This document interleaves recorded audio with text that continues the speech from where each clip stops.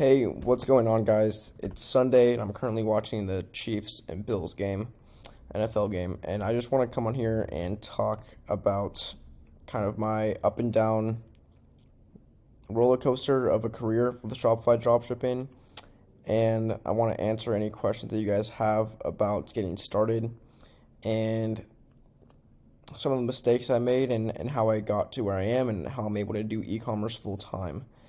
Um, getting started, I was just obsessed with the business model because dropshipping is a great way to get started because it's very low capital. If you on a bird's eye view, you're starting an online business that can scale, and it takes you can literally set up a store, set up ads in one day, and it doesn't cost you much to get started. So that always interested me. It always got me just hyper focused on the business model. Now, it took me a while to succeed because I wasn't learning at a fast enough rate. I had bad landing pages. I had bad marketing. I was just set on the business model of dropshipping, not the skills that are involved in the business model.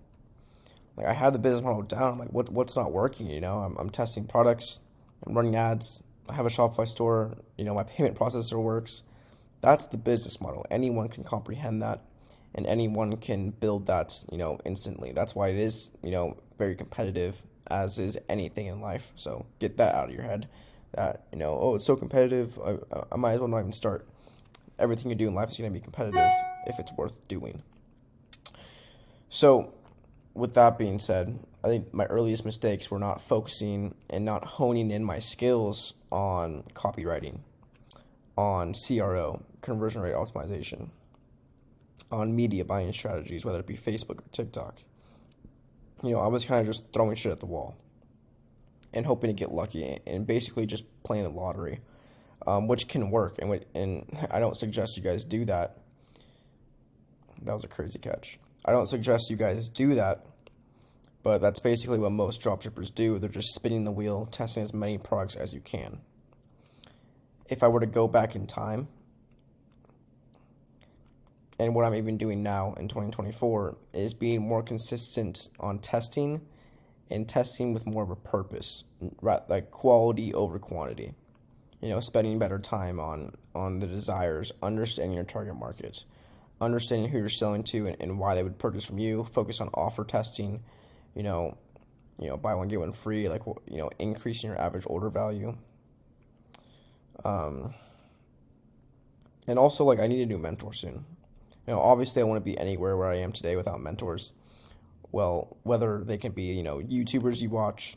I really like watching Sam Ovens and old Alex Becker videos. Those were my, free mentors online. But also all my paid mentors, most of them helped me. Got scammed a couple times. But you need to learn from people above you, and then you also learn by helping people below you.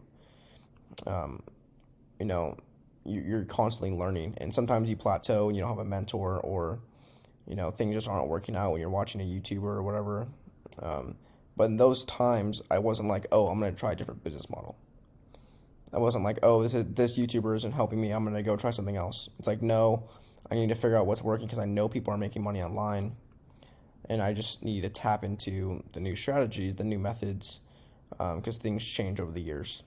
So I always just invested in myself, the same way you go to school and invest in your teachers and you buy your books, and you read the books, you learn, you take a test. Same thing, except I always just invested in someone who can teach me, that's been there before, who's made more money than me, who's in the position that I want to be in. And I would say I'm a good learner. I'm a good listener. I know how to ask good questions. I take good notes. That's important. I feel like a lot of people I work with, they're not the best listeners. No matter what, they try to do it their own way. Being able to try new things and then learn from my mistakes and improve on them. That's the big thing I talk about, with the dropshipping flywheel. Test one product a week and improve on the skills that you can control It's very important. Focus on the things that you can control and improve on those skills every single time, and something will work. You know, it's just a numbers game, but again, if you're not improving on anything, it might be a very long numbers game where you're just, in the motion of just testing new shit and not trying to be a better marketer, not trying to be a better dropshipper. And then another huge thing that, it took me a while to learn is focus on margin, focus on profit margin, not revenue. Who cares how much revenue you're pushing if you're freaking breaking even or even losing money, right?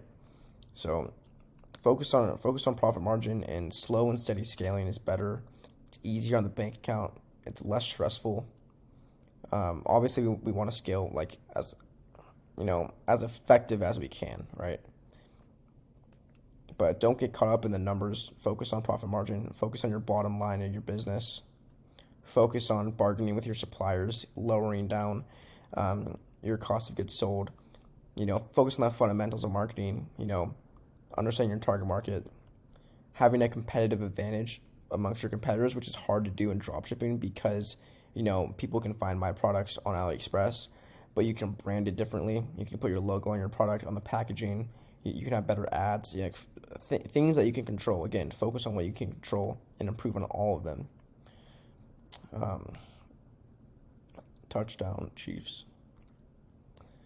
But, I think the biggest thing is, just being consistent with testing. Again, following the flywheel. I mean, I know I keep talking about it, but it just makes the most sense in my eyes and looking at things in a bird's eye view. Also, I should have said this starting off, you need a source of income to fuel your side hustle. Now, with the dropshipping flywheel that I've talked about a lot, it's testing one product a week with $100 budget. So you need $400 a month to test.